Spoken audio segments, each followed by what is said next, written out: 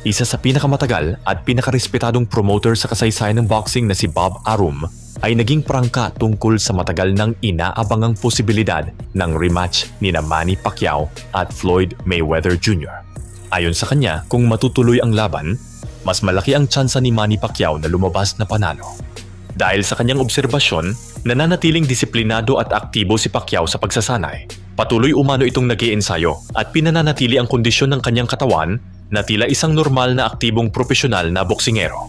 Samantala, bagamat nananatiling undefeated ang record ni Floyd Mayweather Jr., naniniwala si Arum na ibang usapan na ang edad at kasalukuyang kondisyon ng dating pound-for-pound king.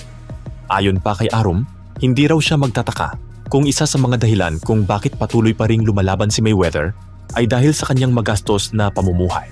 Hindi niya direktang sinabi na naubos na ang pera ng dating kampeon, ngunit iginiit niyang hindi na rin siya magugulat kung totoo man ito.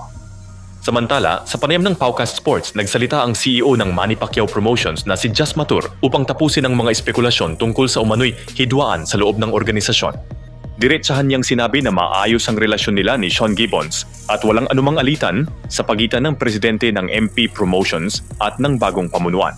Ayon kay Matur, iisa lamang ang kanilang layunin, ang palakasin pa ang Manny Pacquiao Promotions at bigyan ng mas maraming oportunidad ang kanilang mga boksingero. Binigyang din niya na bilang CEO at co-owner ng kumpanya, nakatuon siya sa pagpapalawak ng operasyon, pagbuo ng mga bagong proyekto at pagdadala ng MP Promotions sa mas mataas na antas lalo na sa merkado ng Amerika. Ibinunyag ni Jazz Matur na target nilang maidaos ang rematch ni Manny Pacquiao at Floyd Mayweather Jr. sa Enero ng 2027. At ayon sa kanya, kung matutuloy ito, hindi ito magiging exhibition, isa itong ganap na professional boxing match. Para naman sa mga nalilito sa estruktura ng kumpanya, nilinaw rin ni Matur ang tungkulin ng bawat opisyal. Si Jazz Matur ang nagsisilbing CEO ng Manny Pacquiao Promotions, habang si Sean Gibbons naman ang nananatiling president ng kumpanya. Magkaiba ang kanilang posisyon, ngunit ayon mismo kay Matur, magkasama silang nagtatrabaho para sa isang misyon, ang patuloy na pagpapalago ng MP Promotions at paghubog sa susunod na henerasyon ng mga world champion.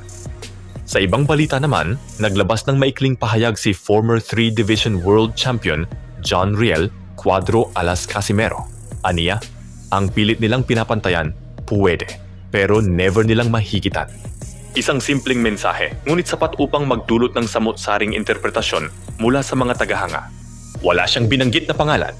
Wala ring ibinigay na direktang paliwanag.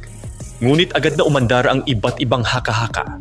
May pinatatamaan ba siyang kapwa Pilipinong boksingero? Isa ba itong mensahe para sa kanyang mga karibal sa international scene?